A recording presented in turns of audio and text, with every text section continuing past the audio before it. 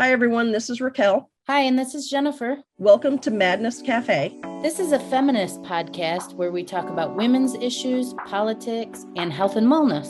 And where those issues intersect. Hey, everybody. Welcome back to Madness Cafe. Before I introduce our guest, I have a little factoid that I want to share with y'all that's actually connected. So according to Forbes magazine, in the United States, there are over 14 million women-owned small businesses, accounting for nearly 40% of all businesses in the country. And that is generating $2.7 trillion in annual revenue and employing almost 12.2 million people. That's amazing. Keep that in mind, though. I'm going to introduce our guest today, Julie B., who is an award-winning entrepreneur who's been dubbed the small business fixer by her clients and peers. With over 15 years in the entrepreneurial field, Julie has solidified her reputation as a dynamic consultant, a riveting speaker, and a leader who sheds light on the darker side of business ownership. Having been celebrated by Fast Company and Forbes, Julie's insights are in high demand across the industry. And as of June 18th, everyone can have greater access to Julie's insights via her upcoming book, Burned: How Business Owners Can Overcome Burnout and Fuel Success. Julie B., welcome to the podcast. Thank you for being here. Thanks for having me, guys. I'm so excited to be on the show and looking forward to the conversation. Awesome. Hey, I am really curious to start the questioning to kind of bring you back to childhood a little bit. Did you dream of being an entrepreneur? How did that come around for you?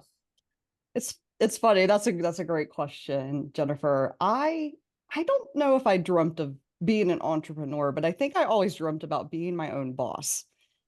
I watched my brother mow lawns for a living. My brother's 12 years older than me, so I was, the annoying little sister in the back seat when my mom picked him up and dropped him off. And when I was a teenager, I actually started my own small business tutoring other kids in math in the local area, and I actually carried that forward into college. Never really called myself an entrepreneur though at that point in time, but I think from an early on, I wanted to be my own boss and, make my own rules about my own workplace and that type of thing. So yeah, I think for a long time I've known what I wanted to do. I mean, maybe didn't have the word for it when I was a little kid because I come from a very blue collar family. I grew up in West Virginia, a small town in West Virginia. And, a better life for us was go to college, get your degree, get a white collar job, and retire in 40 years. That was the goal. That was the path that was laid out for me. So entrepreneurship is not that. So I had to kind of figure that out and get on this path that I'm on today. So how did you steer off of the planned path onto your path then? That's a question. Well, it's funny. I've always been really good at math, and my background is really it's a journey. So I went to college. My mom said, go into accounting, you'll always have a job. So that's exactly what I did. I went to accounting and got a job after college, and pretty quickly realized that I didn't want to be in an office, and I wasn't like in an office all the time, all day long. And I wasn't willing to put in it's funny, we talk about corporate jobs, we put in the time. Sounds like prison sometimes, but It does. putting in the time, I wasn't willing to, do the 10 years, 7 to 10 years that it was going to take for me to get to that office, that boss role. So I left corporate and then I started working for small businesses. I was just naturally gravitated towards them. And then in '08, like so many other people, I lost my job and I wasn't going to get another job. I just knew that it was time for me to do my own thing. And that's when I started my marketing agency. So I went from being an accountant into running a marketing agency for 15 years. I exited that last year and I am now fully doing what I do today, which is coaching and consulting with business owners. Wow. Yeah. How did you become a writer? I've been a writer my entire life, I think. My mom, it's funny, my mom and dad recently moved and she was going through things and giving all me and my other siblings the stuff she had collected. And some of the things that she's giving me, I'm like, I have been writing since I was a kid. Like I wrote a Wow. poem about the solar system that I think I recited for something in second grade. And I mean, all of these cues and all of these things just keep coming up. And I've always loved to write, and actually publishing a book has always been kind of a bucket list item for me. But it's just something I feel like this one of the best ways I can express myself. And it also forces you to, some of my favorite writing is when you have to say what you need to say in a Mm, certain number of words, because it hmm forces you to get very concise and very direct with what you're trying to say. Hmm. hmm And writing a book is a lot of that, like getting very, you know, concise and direct and cutting things out that you think belong in the book but don't actually belong in the book. So I've been doing it my entire career, from blogging to writing books to writing articles for other publications. I've been doing this my entire career. Even when I was an accountant, a lot of people would come to me to write memos and write things Hmm. for that they would be sending out to clients. So mm, it's just been something that I've done, and I love doing it. I mean, it's one of I think it's one of the greatest ways to express your creativity, mm, and especially in the world today with AI, yeah. I think really valuable, good writing has it's an art form to begin with. And now I think it's the time that it's really going to, it stands out amongst, Yeah. the sea of AI that's out there. Yeah.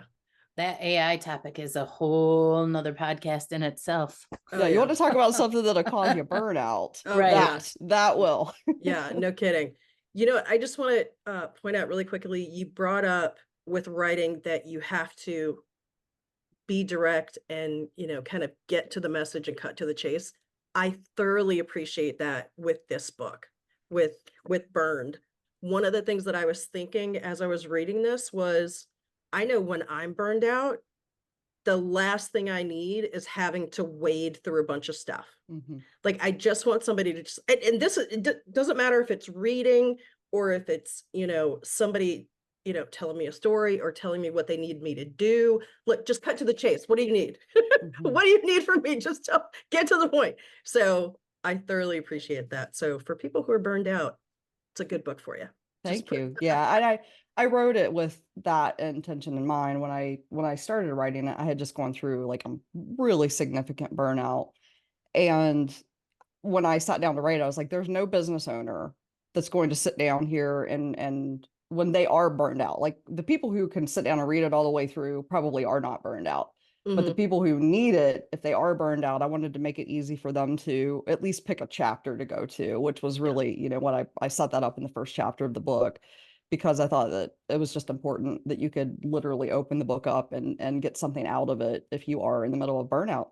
Because finding resources, yeah, getting to the point is so important for people mhm, who are burned out. yeah, And I'd also like to comment that it's organized very well, so you can mhm, find exactly what you're looking for if you were in that state of burnout. Mhm. yeah. Thank you. I appreciate that a lot. It's nice to hear the feedback. I told you before we started recording, you're some of the first people who have read it outside of the endorsements and that type of thing. So I appreciate the feedback. And that was the intention behind We setting it so up. much love to be Yeah. the first people too. That's so Yeah. great. Thank you for that gift.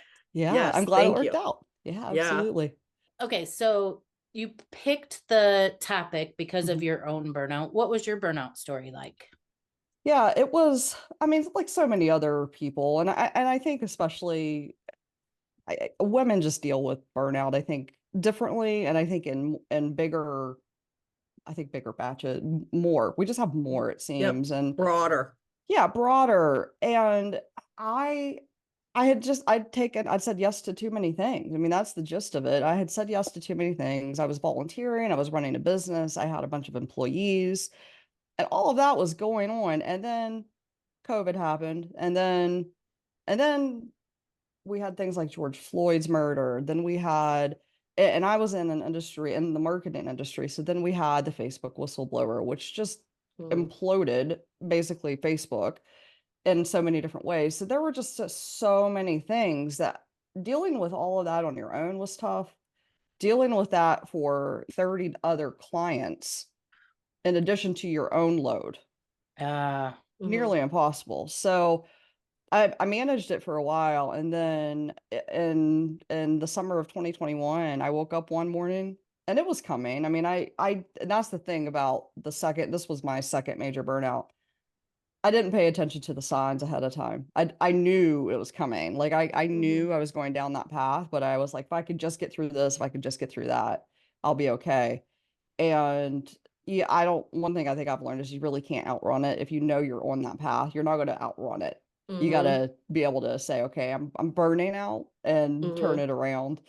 But yeah, I mean, I woke up one morning, thought I was having a heart attack, all Oh, this, a lot of the symptoms of a heart attack, went to the ER, had a panic attack. I mean, that's Wow. a very typical story. And if you've never, I've never had, like, I've had anxiety attacks, but I don't think I've ever had a true panic attack like that, because I literally thought I was having a heart attack and literally thought I was going to die. mm-hmm, And that is terrifying. And then you go mm-hmm. to the emergency room, and, after 8 hours of being in the emergency room, you find out you've had a panic attack. And there's a whole thing to unwind with that. But I had to change what I was doing and how I was doing it, because it was a warning. It was a warning Mhm. shot to my body. It was like, hey, if you don't pay attention to this the next time it might be a heart attack or Yeah. a stroke or something like that. So pay Yeah. attention. What did you do to, like, once you got home from the hospital, maybe Mhm. things settled a little bit, then what did you do? Like, how did you then learn the lesson that you needed to learn from that panic attack? It was tough. I actually resigned abruptly from a leadership role on a local nonprofit that I volunteer for. So that Mhm. it was a role that I loved to do, but it was too much. So that was the first deep cut that I had to make. And after that, it took me about 2 weeks, I would say, to get my bearings. I was exhausted. I don't think I've ever felt that tired before. Mhm. And I was just exhausted. And thankfully, I think that was it happened on a Friday. So on Monday, I remember telling my team, I was like, y'all got to run the business for a week or two here. I need to take some time off. And they did, thankfully. And Mhm. thankfully, I have a supportive partner at home as well, which I realize is not everybody has that. So I think what the one number one lesson is, sometimes you got to make some deep cuts right away. And Mhm. then you also, if you've got to call in your support team. And that's why Yeah. part of the book I talk about is building that support team before you need them. Yeah. Knowing who you would call in those situations to ask for help before you actually need to do it is really important. The reason the book was born was I did what most people do after they make those first band-aid fixes. I went to Google and I Googled help for business owners who are burned out or entrepreneurial burnout. I was looking for resources, and there was very little. Mm. And most of the guidance that was online was well, shockingly to me, most of what came up in the search results was how to take care of your employees, which is something you need to do. But, I needed help with burnout for Yeah. myself. But the rest of the advice was like, take a vacation, do less, take a break, set better boundaries, which is all great advice, but it's the worst advice, because if you're not already doing that, how do you do that? How Right. do you Mhm. practice that? Now is not the time. No, Yeah, now is not the exactly. time. And it really is. I tell business owners who talk with me about burnout, a lot of us, and this is something that I hope to ultimately change, not only in the business owner community, but everywhere, that there's a stigma, there's a shame, there's a guilt around being burned out. And we Mhm. really need to fix that. Like, we really need to make it okay for someone to say, like, I would love, if for nothing more, that we could say, I'm burning out, not I Mm, burnt out.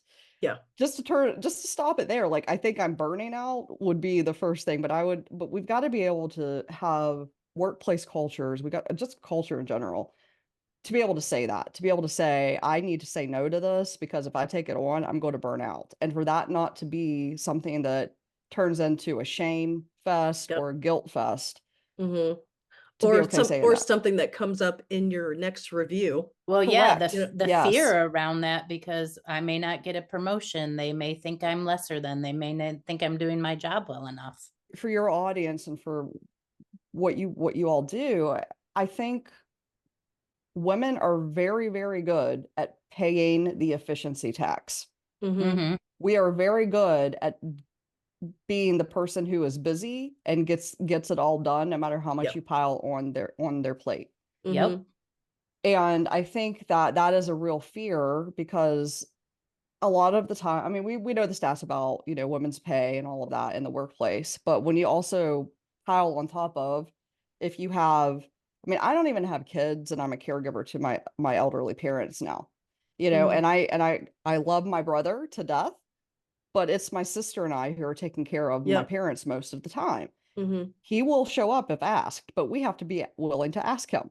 You know, Yep. Hmm. so it's a very interesting dynamic that I'm watching just play out in my own life as somebody who doesn't even have children. People who have children, women who have children who are going through this in the workplace, it is really hard for them to say, I'm burned out. And that's why I think it's important to, I think we need to have more education around burnout Yeah. in all workplaces and make it okay for somebody to say that because otherwise a lot of companies lose some of their best people because they're burning them out and they Hmm. don't know it, but that's a lot of the times because you haven't made okay to say it.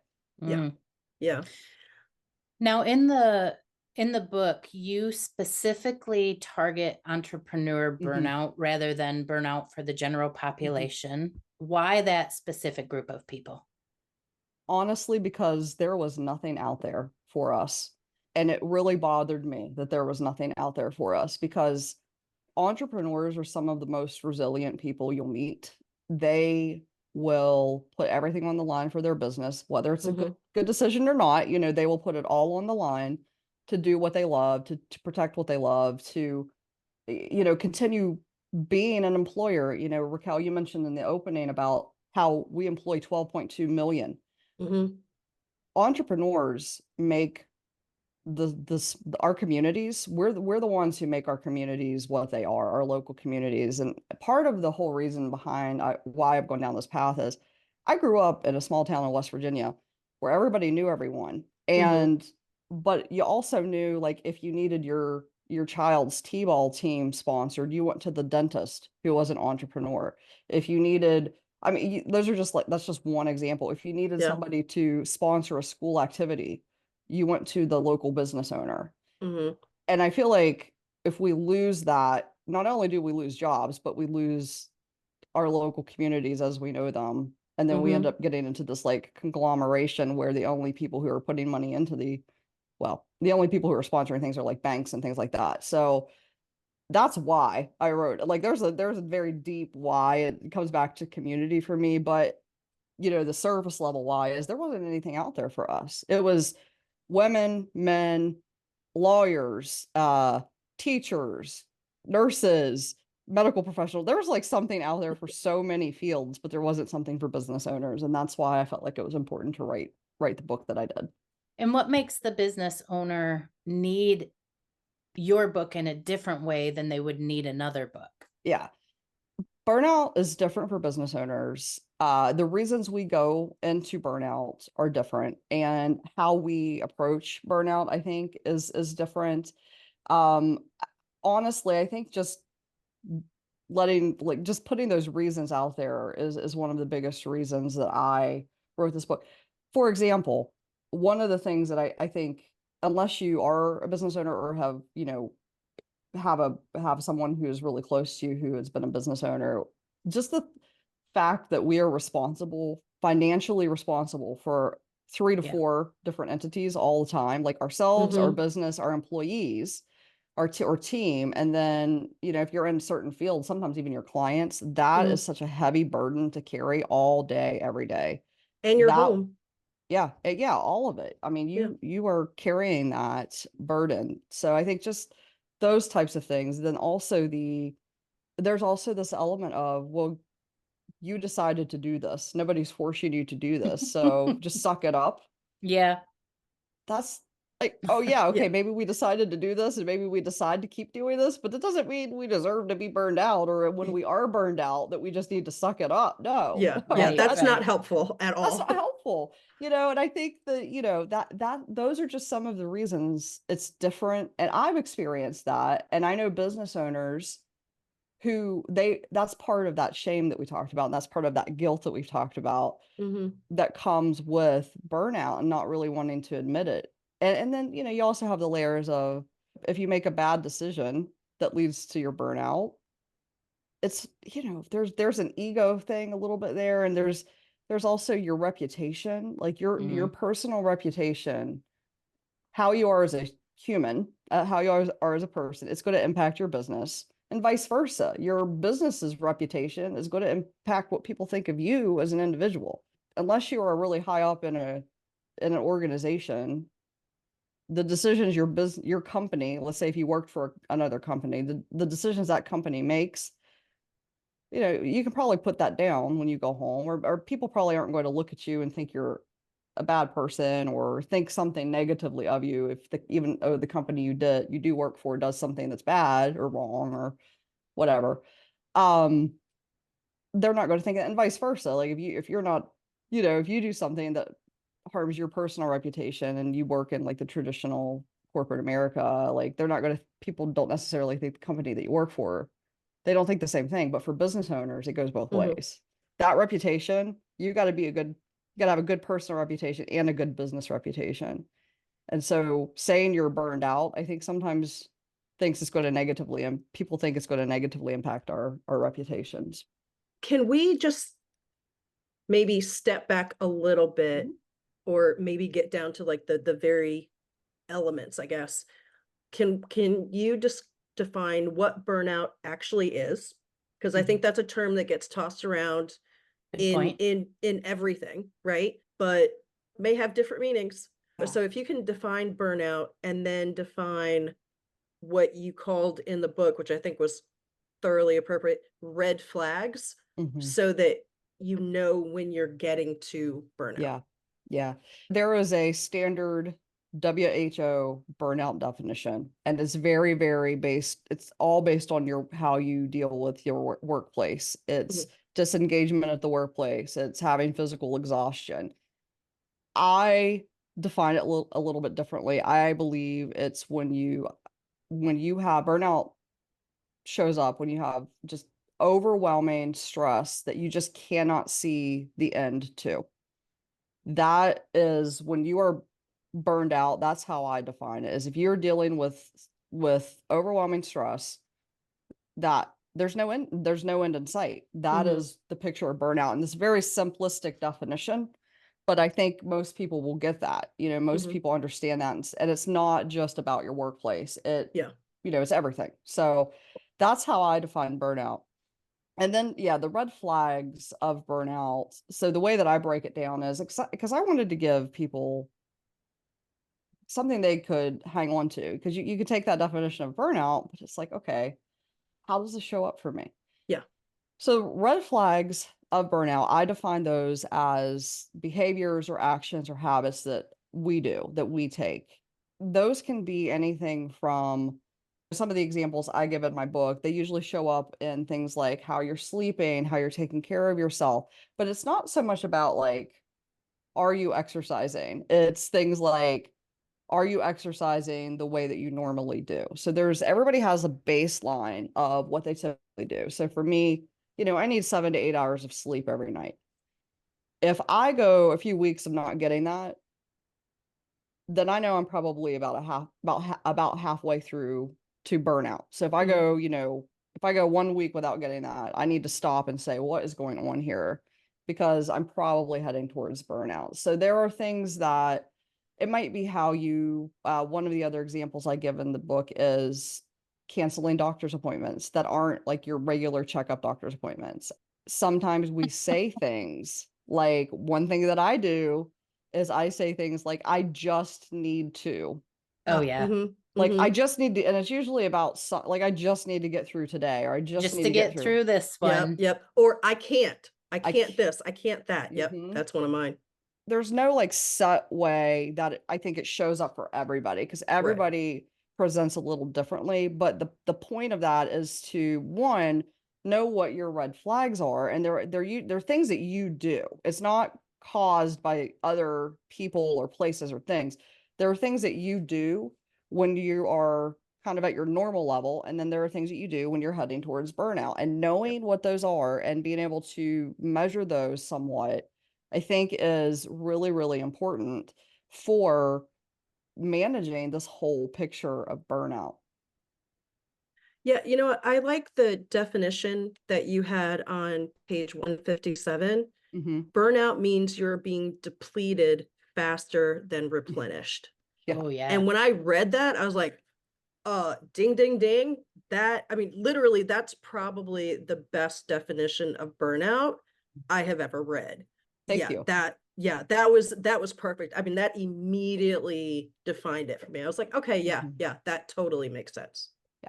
Because we all have, I mean, we have a cup, Hmm. and yeah, you do things that pour into that cup, and then you do things to take out of that cup. Like you Yeah, take, you do sleep as something, or eating well, or exercising, or hanging out with your friends. I mean, I yep, literally talk to business owners that are like, I have no social life. I'd never see my friends or family. I was in that. My parents literally lived 25 minutes away, and I would go months without seeing them. So those are the things. It's like, okay, well, when I'm not burned out, I see my parents once a week or something, like yeah. whatever it is, whatever your measurement is. That's not for everybody, but I think that there are things like that that we can measure, that we can say, we can look up and say, I haven't seen my parents in like a month. Oh man, am I heading towards burnout? Just those red flags that you may be Hmm. headed towards burnout. For me, I feel like I haven't put on real pants in months. It's Yeah, There sweatpants you, every day. yeah. yep, Hmm. yep, One of my friends that I interviewed for the book, he said that he wore flip-flops and shorts to work. Yep. And on my brain, when he told me that, I was like, I would wear flip-flops and shorts to work sometimes. But he's not that guy. And he yeah. did that for about a year and a half. Yeah. And that, I if he had realized that early on, he could have started addressing it sooner. I Hmm. think that the dress code can be a real tell.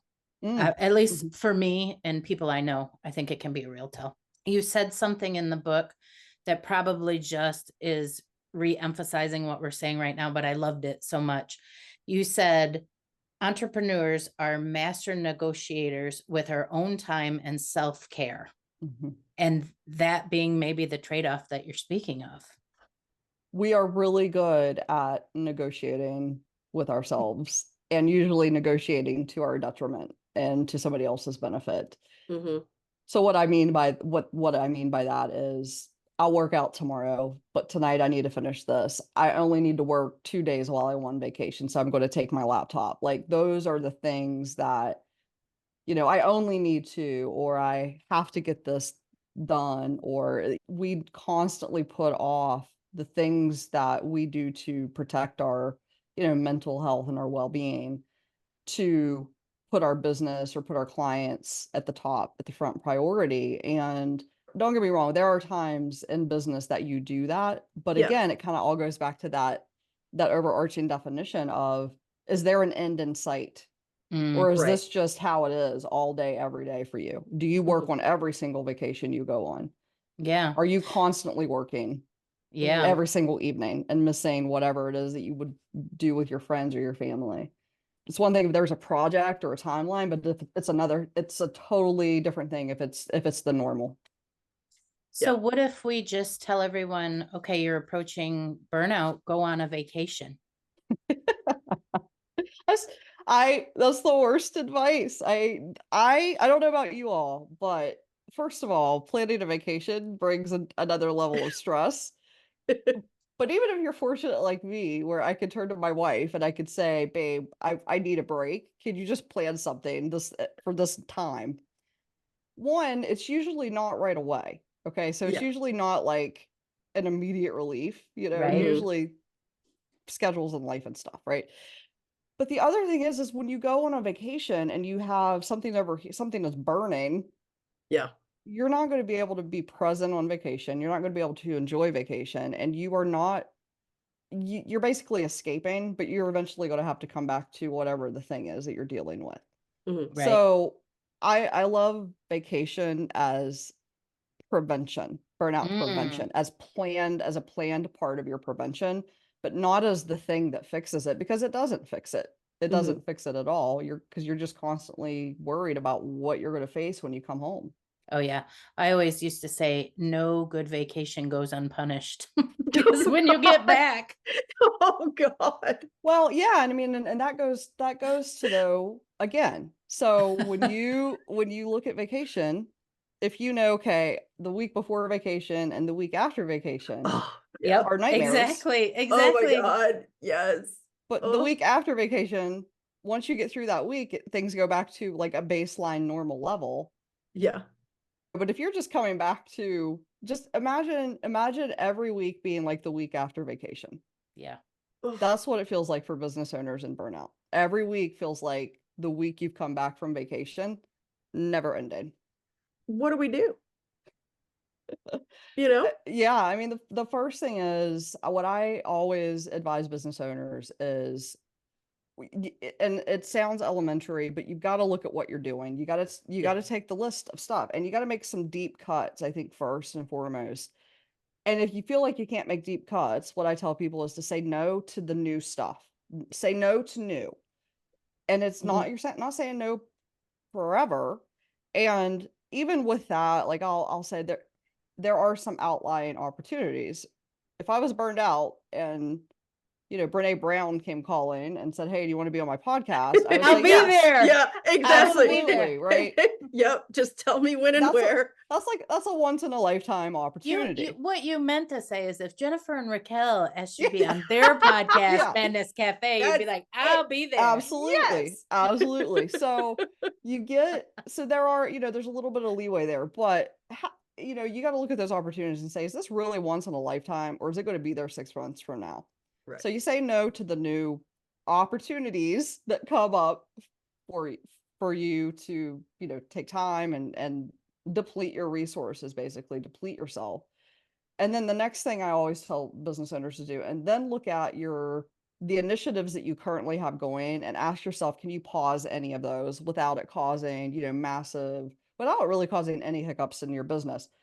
For example, sometimes I've worked with business owners who have they've just started a marketing contract. They've just started a website redesign, for example.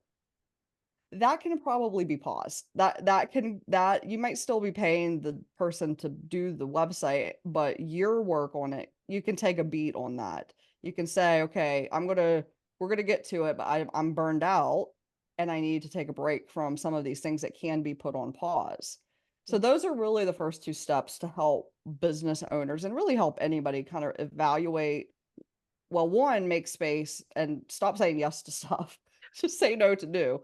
But two, look at what you're already doing. And that can look, you can look at projects around the house too. You can say, well, we don't really need to do that. Like I could take a break from that. Like what Mhm. projects can you pause for a little while you're figuring out how to, address your burnout and how to then go on to recover from it and then set up a prevention plan. You use that term make space. Hmm. That's another buzzword that's going around. What Yeah. does make space really mean in this context? Yeah. Well, I think in general it means people think of it like time, make time. And that's one way. And that's probably I would say at least half of the ways. You got to make sometimes you do have to figure out how to make time on your calendar. You have to make space or time by taking other things off your calendar, by saying no to things. The other two ways that I've seen people make space, and I talk about this in the book, is one is your physical space. So for example, when I write, I don't sit here and write. I go into a different location to write. So sometimes just changing the location in which you're doing something can help you handle burnout, can help you at least start to manage burnout and make space around what make space for you to actually deal with the burnout. Some of my clients, I will actually tell them when you decide where's going to be the place you work on your burnout. It doesn't have to be at your office. It can be at home. It can be on the balcony. It can be, on your deck. It can be in your backyard, whatever it is.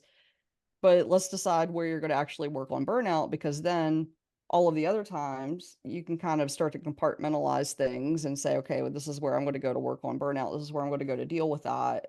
But when I'm at the office, maybe I don't have to deal with it as much. Then the third type of space is I call it energy space. It's more about knowing when you can work on what most effectively. So Mm. I'm not going to work on writing on a Thursday afternoon. Monday morning is when I'm going to work on writing. So you got to know like what your energy is like during the week. And that will also help you make space for the types of work you need to do and when. So I kind of break it down into three different categories.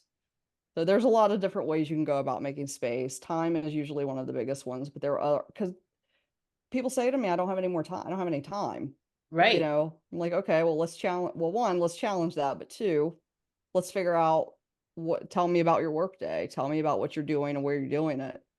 And maybe we can start with making physical space, or maybe we can start with don't do that on Monday morning or Monday afternoon. Do this on Monday morning or Monday afternoon. And that just starts to kind of open things up for them to be able to work on Mm. burnout. And do you find that most entrepreneurs maybe I worked with an entrepreneur for years and years and years. So it seemed to me that this beloved, very bright, brilliant boss of mine wasn't super good at not having his foot in every single fire.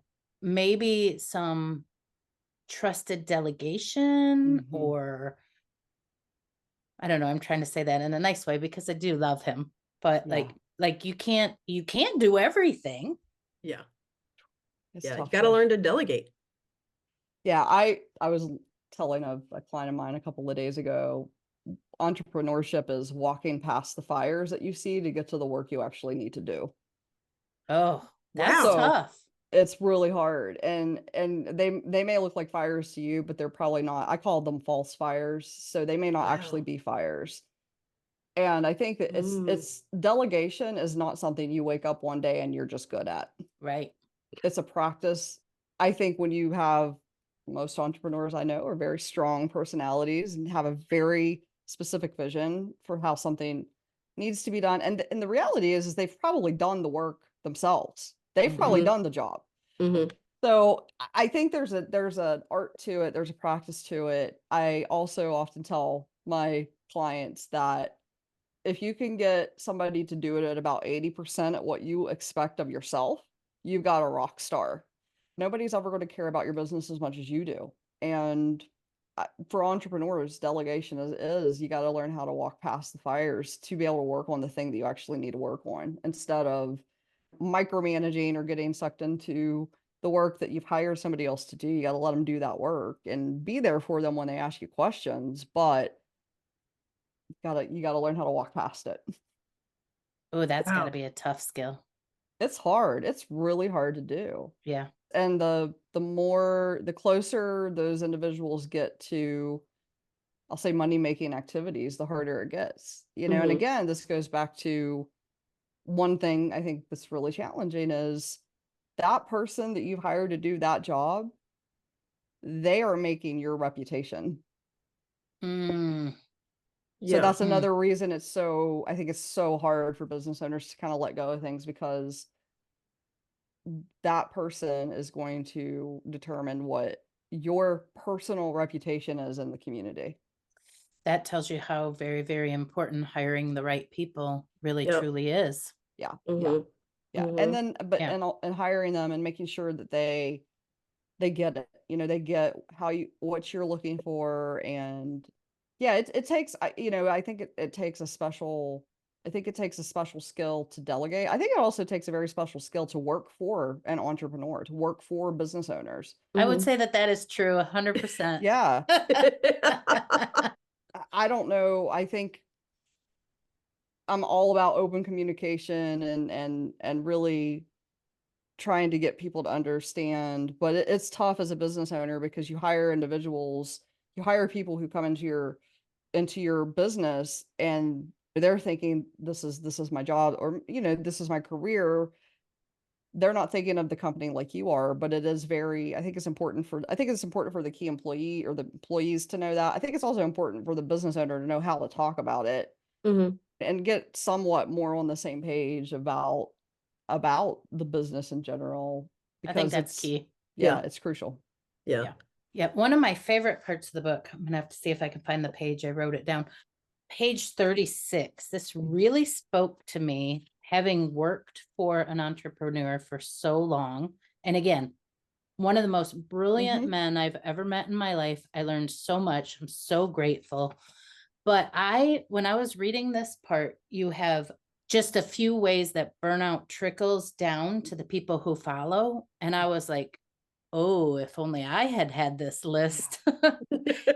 And one of the things a few of the things, it can create a workaholic culture where there's no work-life harmony for your team. Mhm. Employees also burn out. If you think dealing with your own burnout is bad, dealing with an employee's burnout on top of your own is even harder. When you're burned out, everyone around you works more, but is less productive and innovative.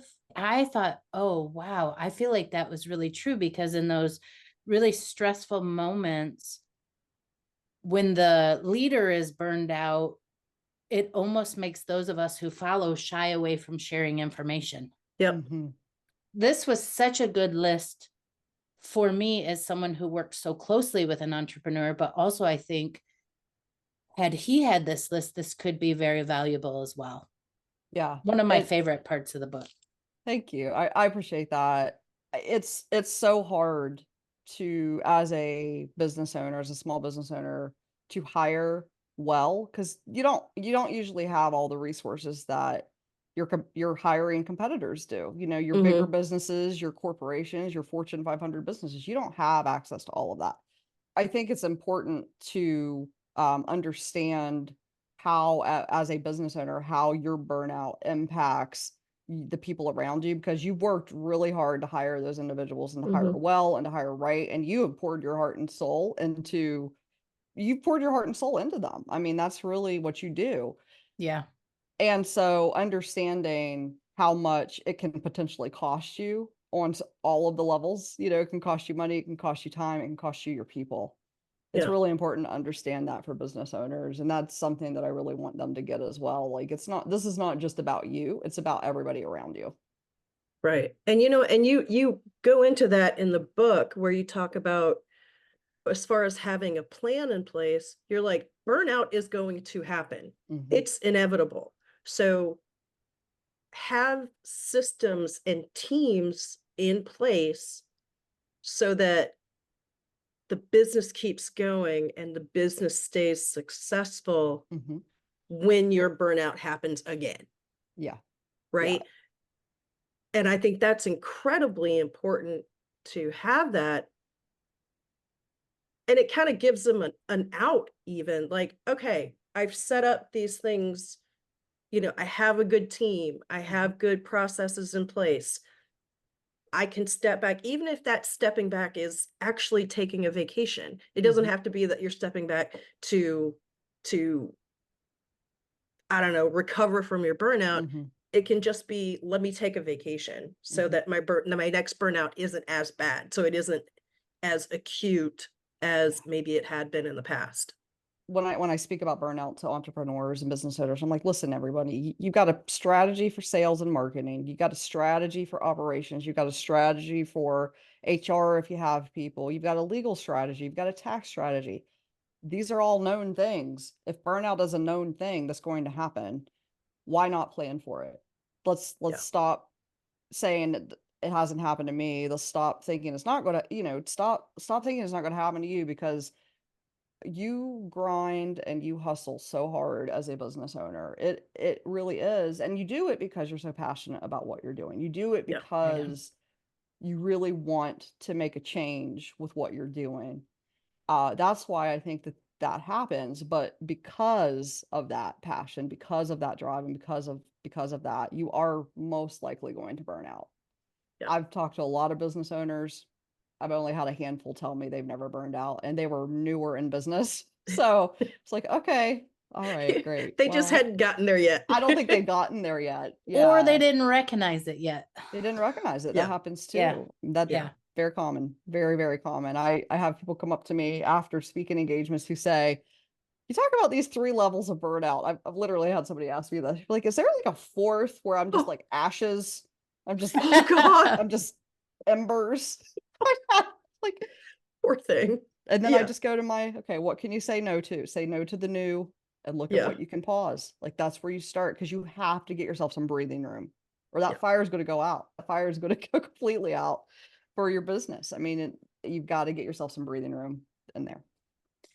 And then I think the final kind of thing is, as you put it, embrace your own burnout. What is that? How could you possibly tell people to embrace their own burnout? And the reason I put that in there, the reason I wanted to talk about that is because some of the best breakthroughs come after you burn out. Yeah. I think we've all heard the you can't have a comeback without a setback Yeah. saying, but some of the best breakthroughs and best decisions I've ever made in my businesses, this is not unique to me, like across the board. I think we have a tendency to make maybe bad decisions during burnout, but after burnout, when you have that hindsight, when you can look back and see what you've learned from the burn, that's what I tell people. Like, what did you learn from the burn, and how are you going to, take that and turn that into something positive for your life, for your business, whatever it is, to make your life and your business better? What did you learn there? I talk about in the book how kind of my story was I embraced that, oh God, I'm going through burnout again. And then somehow, like, this book was born out of all of that, and a different business was born. And I got out of a business that was causing me to kind of continue to be burned out because of the industry it was in. Had I not gone through that experience, I would not have taken those steps and gotten to the place where I am today. So, yeah, it sucks. Like, burnout is not fun to go through, but if you can just know that on the other side of it, things are going to change if you make those changes. If you don't just ignore it, you Mm. can make changes for the better. And I think that's why I tell people to embrace the burnout. Well, I think that's a continuation of your message in the beginning of knowing what your baseline is. Know what your baseline is, and then embrace the burnout. All of that involves tuning into yourself, tuning into your own situation, knowing who you are, and reflecting on what happened. Right? So all of it is based on, you got to take, even if it's just a minute, you got to take a beat and tune into what has happened or to who you are, so that burnout, like you said, doesn't just turn you into a bunch of embers. Right? You don't want to burn the whole thing down. Yeah. And that happens sometimes. And it's really, I hate to see that happen when business owners end up going out of business. I hope to one day do a study, because I know the number one reason businesses go out of business is always something to do with cash flow. But I have a hunch that the second reason is burnout. That's really the thing, is that I want businesses to stay in business because I know, again, what that does for a local community. And if we have a bunch of really strong local communities, we're going to have a stronger and better, I think, and a more diverse and more equitable country in general. So I come at it from that perspective, but embracing it, if you don't embrace it, you'll never create a prevention plan. So part of the message of embracing it is like, okay, you got to just embrace that it's going to happen and that it's going to be okay. Like, you're going to be okay on the other side of it. And once you do that, instead of trying to say like, it's never going to happen, it's never going to happen, I'm good, I take care of myself. I mean, I've heard, I run 6 miles a day. Great for you. What happens when you injure yourself because you've been working? I literally have a friend that just went through this.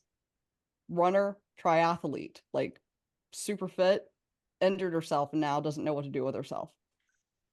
And she's now like, I'm like, maybe why were you running so hard? Like, it was burnout in a different, realm, but it's like there was no plan for that. What everybody else looked around and say, this is going to happen eventually to you. Like, you're going to have to deal with this eventually. No plan to how to deal with that. I think you have to embrace that these things are going to happen in your life. You're going to burn out, so that you can have the path of, okay, if it's going to happen, I'm going to make a plan for it. Yeah, that's great. Was there Yeah. anything you wanted to tell our audience that we didn't give you the chance to? I don't think so. I mean, please pre-order my book or purchase my book, obviously. But yeah, it is a labor of love to write a book. I do think that even if you are not a business owner, you Hmm. can probably get a lot out of this book. It was written for business owners, but I'll tell you that my 78-year-old mom read it and was like, everybody needs to read this book. She's a little bit biased, but Thanks, Mom. I think that even if you are not a business owner, you can get a lot out of it if you want to embrace burnout. I definitely saw a lot of reflections of myself in the book and different times that I have burned out in my life, especially what you were talking about early in the podcast when you mentioned caring for elder parents and working full time and running around. And I had children at home. And I don't even think in my personal life, I realized I was burned out until I had a chance to sleep. Mm, And yep. then, like you, I was so tired. It's the kind of tired sleep doesn't fix. No, it Yeah. doesn't. Yeah. It looks like you feel it in your bones, It's just you know? so tired. I just want to bring up something that I thought was really great in the book too. I mean, there's a bunch of things, but you talk about how difficult burnout can be and how we can, there's like shame to it and stigma and all of that. One of the things that you talk about in the book is the I'm resilient folder. Mhm. Mm, And I thought that was so important. Um, I mean, I've been in jobs before where, I feel beat down and questioning whether or not I'm good at my job or if or wondering if my boss is going to fire me in like the next 20 seconds or whatever. Yeah. And then it was called a kudos folder, right? So like Mhm. any sort of good things that people said to you about what you did with your job, put it in a little folder, right? Mhm. So you have that to go back to go, I'm good at this, Mhm. right? Burnout doesn't mean I'm bad at this job. Mhm. It it's inevitable, but I'm Yeah. good at my job. It's nice to have proof that you can bounce back from something. Hmm. Or one of the ways I use my I'm resilient folder is when I feel imposter syndrome creeping in. I'll get that Hmm. out and say, you know what? No, I'm actually a badass. Yeah, you are. So I'll Yeah, get that you out, and are. I'm like, there's just there's so much proof of it. Yeah. But in those moments, we forget that proof exists. So it's nice to have that proof in one place that you can open it up. And that's why also in that part, I do talk about making time to review that once a month, because so frequently we forget it's even there. If you make a habit of looking at it once a month, you'll remember when you actually need it, you'll remember it's there. Yeah. Yeah.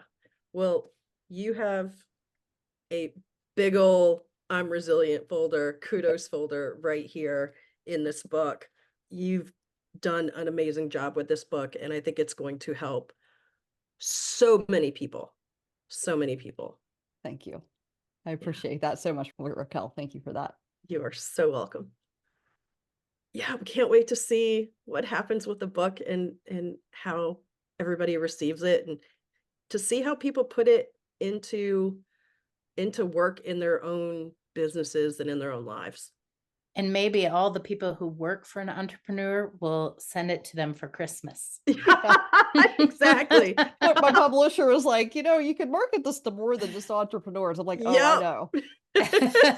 Maybe it'll be an I've got a anonymous gift. gift, but here you go. Exactly. We all chipped in. I'm not saying anything, but here you go. I've highlighted portions for you so that you don't have to Exactly. read the whole thing. And I truly mean that in the most loving way. Yes, exactly. Really, Absolutely. truly do. I think Yeah, think that this could be a lifesaver in those instances. absolutely. You, Thank you so much. you've done great work, Julie. Thank you. Well, thanks for having me today. It's been such a great time, so I really appreciate it. Yeah, it was fun. Awesome. You Want know to what? recap? Yes, there's a bunch of things that I love about the book. First off, I love that Julie specifically wrote it so that if you're in the throes of burnout, you can just turn to a chapter and be like, okay, this, I can get some information out of this, right? It's written so that if you're, like I said, when I'm burned out, when I'm stressed out, look, just cut to the chase. I don't need a long story. Give me the highlights. Tell me 1, 2, 3 right now. That's what this book is. I thoroughly appreciate that. I also really appreciate, especially in our discussion today, that Julie talked about other people that, like, non-entrepreneurs that she knows going through burnout and going, hey, you might want to have this plan. Like, this book is not just for entrepreneurs at all. Like, anybody can get a whole lot of gems out of this book. So I think don't be scared by the title, people. It's not just for entrepreneurs. Everybody, it's not just for business owners. Anybody, read it, take it to heart. Everybody can learn from this book. I dig it. I definitely saw myself reflected in the book many times. And one of the things that I thought about, and darn it, I meant to ask her about this, but another podcast. I do feel like she touched on one of our underlying themes of the podcast in the book, and that theme of embodiment of, and I meant to ask her about it and I completely forgot, but where are you feeling it in your body as you're approaching burnout, or maybe some of the red flags, or well, like the baseline, knowing what your baseline is. If your baseline is that you get 7 hours of sleep a night, then when that doesn't happen for like a week or so, you need to take a step back and look at things. Or if you know that your baseline is that usually your body feels very relaxed and you don't have back issues or whatever, but then all of a sudden you're like, man, my neck feels really tight, or my back, when I turn this way, it hurts. Or if that kind of stuff starts hurting and you haven't done anything, like you didn't just like go out and, like, I don't know, play a mad game of soccer or whatever, then pay attention to that. Yep. And that's what I'm thinking I'm learning more and more about, is with my own burnout that surrounded my mother's illness, and trying to work from home and take care of her at the same time, and having a kid in high school and a kid in college and COVID. We had that at the same time. Right. And I feel like what I did to ignore my own burnout was to ignore what my body was telling me. I had pains. I had pains in my legs. I had pains in my hips.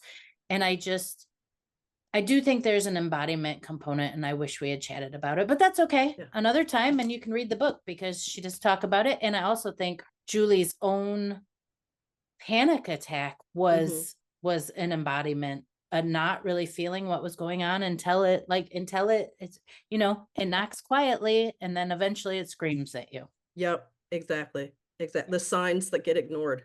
Another thing that I thought was really cool was when she talked about the raw connection to the term burnout, in that often it isn't just about burnout. When we get so burnt out, we want to burn it to the ground.